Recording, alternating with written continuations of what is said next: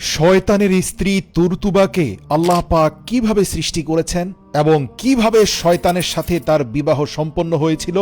প্রিয় দর্শক, শয়তানের সন্তান কিভাবে জন্ম হয় এবং একদিনে শয়তান কতগুলো সন্তানের জন্ম দেয়, এছাড়াও আজকের ভিডিওতে আমরা জানব শয়তান তার গুরুত্বপূর্ণ ৮ সন্তানকে ৮টি গুরুত্বপূর্ণ দপ্তরে নিয়োগ দিয়ে রেখেছেন। সেই ৮টি গুরুত্বপূর্ণ দপ্তর ও মানব জীবনে সেগুলোর ভূমিকা নিয়েও আলোচনা হবে। এছাড়াও ভিডিওর শেষে আমরা জানব শয়তান কোথায় বসবাস করে এবং মানুষের তুলনায় শয়তানের ছেলে সন্তানের সংখ্যা কত। মহান আল্লাহ রব্বুল আলামিন পবিত্র কোরআনে বলেন, তোমরা কি আমাকে ছেড়ে শয়তান ও তার বংশধরদের আনুগত্য করবে, যে তোমাদের প্রকাশ্য শত্রু? পবিত্র কোরআনের এই আয়াতের মাধ্যমে ১০০% প্রমাণিত হয় যে শয়তানের স্ত্রী ও সন্তান রয়েছে এবং মুহাম্মদুর রাসূলুল্লাহ যখন পৃথিবীতে ছিলেন ইতোমধ্যেই শয়তান তার বংশ বিস্তার করে শাখা প্রশাখা পুরো বিশ্বময় ছড়িয়ে দিয়েছিল। আহলে কিতাব থেকে জানা যায় আল্লাহ তাআলা শয়তানকে বিতাড়িত করার পর এক বিশেষ প্রক্রিয়ায় শয়তানের জীবন সঙ্গিনীকে সৃষ্টি করেন এবং তাদের মধ্য থেকেই শয়তানের বংশ বিস্তার ঘটে। শয়তানের স্ত্রীকে কিভাবে সৃষ্টি করা হয়েছে এ বিষয়ে একটা হাদিস রয়েছে। যখন আল্লাহ তাআলা শয়তানের স্ত্রী ও সন্তানদের সৃষ্টি করার ইচ্ছা করলেন, তখন শয়তানের মধ্যে রাগের উদ্রেক ঘটালেন। ফলে শয়তান প্রচণ্ড রেগে গেল। তখন রাগের অতিশয্যে তার মুখ দিয়ে একটি আগুনের স্ফুলিঙ্গ বের হয়ে আসে। সেই আগুনের স্ফুলিঙ্গ থেকেই তার স্ত্রী তুরতুবাকে সৃষ্টি করা হয়। প্রিয় দর্শক, আহলে কিতাব থেকে জানা যায় মানব জাতির থেকেও কয়েক গুণ দ্রুত শয়তান তার বংশ বিস্তার করে চলেছে। প্রশ্ন আসতে পারে, কিভাবে শয়তান তার বংশ বৃদ্ধি করছে? এ বিষয়ে আরেকটি হাদিস রয়েছে, যেখানে বর্ণনা রয়েছে কিছু শয়তান আছে যাদেরকে মানুষের মতোই জোড়ায় জোড়ায় সৃষ্টি করা হয়েছে। তাদের মধ্যে স্বামী এবং স্ত্রী রয়েছে এবং এই স্বামী এবং স্ত্রী থেকেই সন্তানের জন্ম হয়। দ্বিতীয়ত, আরেক ধরনের শয়তান আল্লাহ সৃষ্টি করেছেন যাদের একটি শরীরের মধ্যেই অর্ধেক অংশ নারী, বাকি অর্ধেক পুরুষ। এরা নিজেরাই সন্তান উৎপাদনে সক্ষম। অন্য আরেকটি বর্ণনা রয়েছে, প্রতিদিন শয়তান থেকে 10টি ডিম বের হয় এবং প্রত্যেক ডিম থেকে অসংখ্য নারী ও পুরুষ শয়তানের জন্ম হয়। প্রিয় দর্শক, আরেকটি রিওয়ায়াত থেকে পাওয়া যায় শয়তানের সংখ্যা মানুষের সংখ্যার চেয়ে 9 গুণ বেশি। যখন মানুষের একটি বাচ্চা জন্ম নেয়, তখন শয়তানের 9টি বাচ্চার জন্ম হয়। প্রিয় দর্শক, যেমনিভাবে সকল মানুষের পিতা হযরত আদম আলাইহিস সালাম, তেমনিভাবে সকল জিনের পিতা আল-জান নামক জিন এবং সমস্ত শয়তানের পিতা হল ইবলিস শয়তান। এটা থেকে স্পষ্টত প্রমাণিত হয় যে শয়তান জিনদের অন্তর্ভুক্ত হলেও শয়তান এবং জিনের মধ্যে স্পষ্ট কিছু পার্থক্য রয়েছে। এর মধ্যে সবচেয়ে বড় পার্থক্য হচ্ছে জিন জাতি মরণশীল, অর্থাৎ তারা 1500 থেকে 2000, সর্বোচ্চ 3000 বছর হায়াত পেলেও এই দুনিয়ার বুকেই তারা মৃত্যুবরণ করে। কিন্তু শয়তান কিয়ামত পর্যন্ত জীবিত থাকবে। এমনকি পৃথিবীর শুরু থেকে ইবলিস শয়তানের যত সন্তান জন্মগ্রহণ করেছে আজ পর্যন্ত তারা জীবিত রয়েছে। কিয়ামত পর্যন্ত আল্লাহ পাক তাদেরকে জীবিত রাখবেন। আবার জিনদের মধ্যে কেউ কেউ মুসলমান আর কেউ বিধর্মী, কিন্তু শয়তানদের মধ্যে কেউ মুসলমান নেই। অনুরূপভাবে জিনেরা মৃত্যুবরণ করে এবং তারা মৃত্যুর স্বাদও গ্রহণ করে দুনিয়ার বুকেই কিয়ামতের পূর্বেই, কিন্তু শয়তান এবং তার বংশধরদের মৃত্যু শুধুমাত্র কিয়ামতের পূর্বেই হবে। আহলে কিতাব থেকে জানা যায় কিয়ামতের 40 বছর পূর্বে যখন সূর্য পশ্চিম দিকে উঠবে, তখন আল্লাহ তাআলা ইবলিসকে যন্ত্রণাদায়ক মৃত্যু দিবেন। তখন তার সাথে সাথে সকল শয়তানের সন্তানদের মৃত্যু হবে। শয়তানের মৃত্যুর পর সূর্য পশ্চিম আকাশে 40 বছর স্টে করবে। এরপরে পৃথিবীতে কিয়ামত আসবে।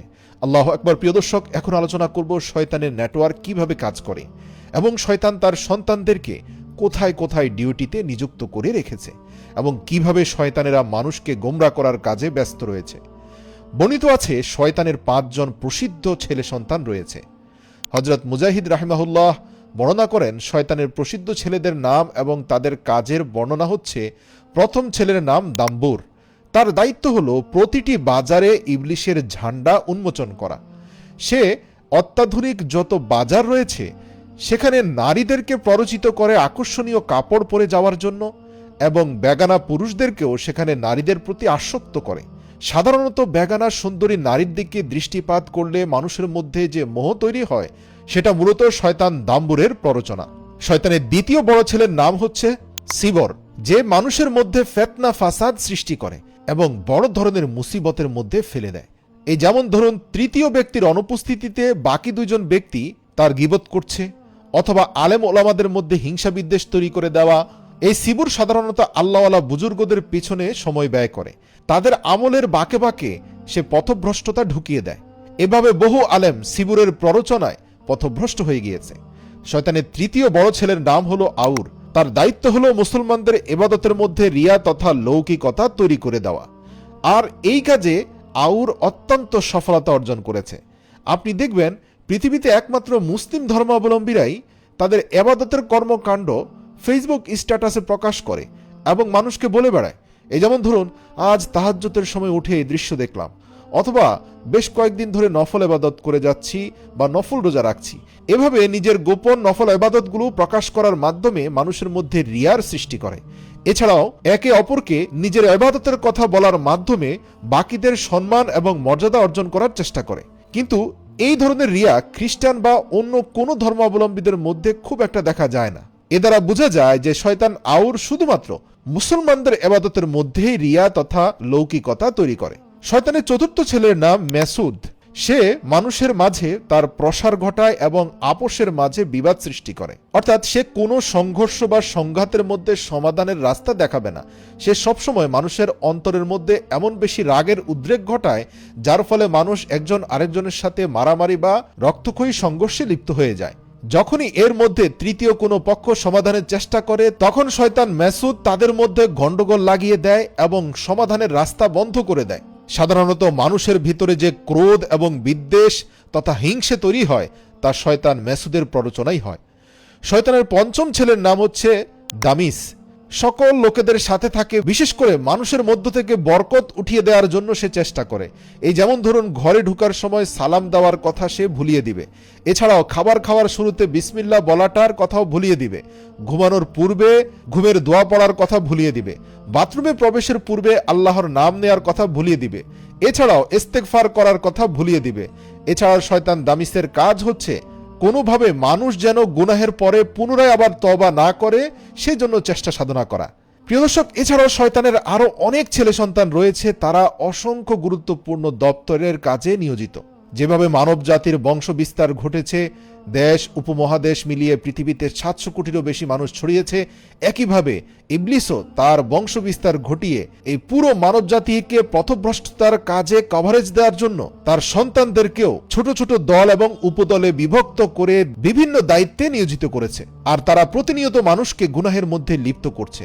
কোন শয়তান মানুষকে জানার মধ্যে লিপ্ত করছে, তো কেউ মদ পানে লিপ্ত করছে, আবার কেউ গীবতে সহায়তা করছে, আবার কেউ মানুষের মধ্যে হত্যা বা মারামারির মতো সংঘর্ষ বাঁধিয়ে দিচ্ছে।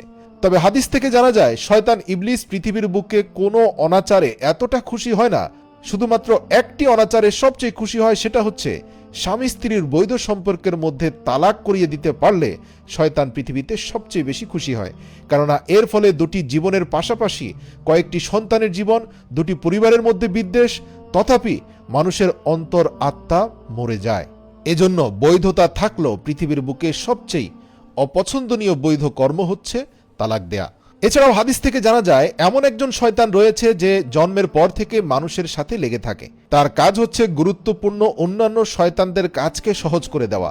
সেই শয়তানকে হামজাদ বলা হয়। সে জন্মের পর থেকে সাথে এসে দাঁড়ায়, মৃত্যু পর্যন্ত সে সাথে থাকে। তবে যে ব্যক্তি প্রতিনিয়ত ইস্তেগফার, সূরা নাস, সূরা ফালাক এবং দিনে অন্তত 2 বার আয়াতুল কুরসি পাঠ করবে, তার উপরে শয়তান হামজাদের কোনো ভূমিকা থাকবে না এবং কোনো ক্ষমতাও থাকবে না। প্রিয় দর্শক, আলোচনা করব শয়তানের ঘর কোথায় এবং শয়তান কি খায়, কোথায় থাকে। ইবলিস সম্পর্কে হাদিসে আছে যে তার আরশ হলো সমুদ্রে এবং সেখানে সে তার সিংহাসন বিছিয়ে আছে। সকল শয়তান প্রতিদিন সেখানে গিয়ে তাদের প্রতিদিনের কারগুজারি শোনায়। আমি আজ এই করেছি, আমি আজ অমুক অমুক গুনাহ করিয়েছি, ইত্যাদি ইত্যাদি। শয়তানের ঘর সম্পর্কে অন্য এক বর্ণনায় রয়েছে, শয়তানকে যখন আল্লাহ তাআলা অভিশপ্ত করে বিতাড়িত করেন, তখন বিতাড়িত শয়তান আল্লাহ তাআলার নিকটে আরজি পেশ করলেন, হে আল্লাহ, আপনি আমাকে আপনার দরবার থেকে বের করে দিচ্ছেন, এখন আমার জন্য একটা ঘর নির্ধারণ করে দেন। তখন আল্লাহ তাআলা বললেন, তোমার ঘর হলো প্রত্যেকটি ঘরের ভিতরে টয়লেট, অর্থাৎ বর্তমান জামানার বাথরুম। এরপর সে আল্লাহ তাআলার কাছে আবেদন করলো, আমার জন্য একটা বৈঠকের ব্যবস্থা করে দিন। তখন আল্লাহ তাআলা বললেন, তোমার বৈঠক হলো বাজার এবং রাস্তাঘাট। এরপর শয়তান আবেদন করলো, আমার জন্য খাবার দাবার নির্ধারণ করে দিন। তখন আল্লাহ তাআলা বললেন, ওই সকল বস্তু তোমার খাবার যেগুলো খাওয়ার পূর্বে আমার বান্দা আল্লাহর নাম নেয় নাই। এজন্য হাদিসে রয়েছে, যখনই তোমরা খাবার দাবার খাবে তখনই বিসমিল্লাহির রহমানির রহিম বলে খাও। সবচেয়ে সুন্নতি তরিকা হচ্ছে খাবার খাওয়ার পূর্বে বিসমিল্লাহি আলা বারকাতুল্লাহ পড়া। যদি ভুলে যান, খাবারের মধ্যখানে মনে হয়, তাহলে বিসমিল্লাহি আউয়ালাহু আখিরা পড়া। তাহলে শয়তান কোনোভাবে আমাদের খাওয়া দাওয়ায় শরীক হতে পারবে না। এরপর শয়তান আবেদন করলো, হে আল্লাহ, আমার পান করার বস্তু নির্ধারণ করে দিন। তখন আল্লাহ তাআলা বললেন, প্রত্যেক নেশা জাতীয় জিনিস তোমার পান করার বস্তু। এরপর শয়তান আবেদন করলো, আমার দিকে মানুষকে আহ্বান করার পদ্ধতি নির্ধারণ করে দিন। তখন আল্লাহ তাআলা বললেন, তোমার প্রতি মানুষকে আহ্বান করার পদ্ধতি হলো অশ্লীল গান বাজনা। তারপর শয়তান আবেদন করলো, আমাকে একটা কিতাব দিন।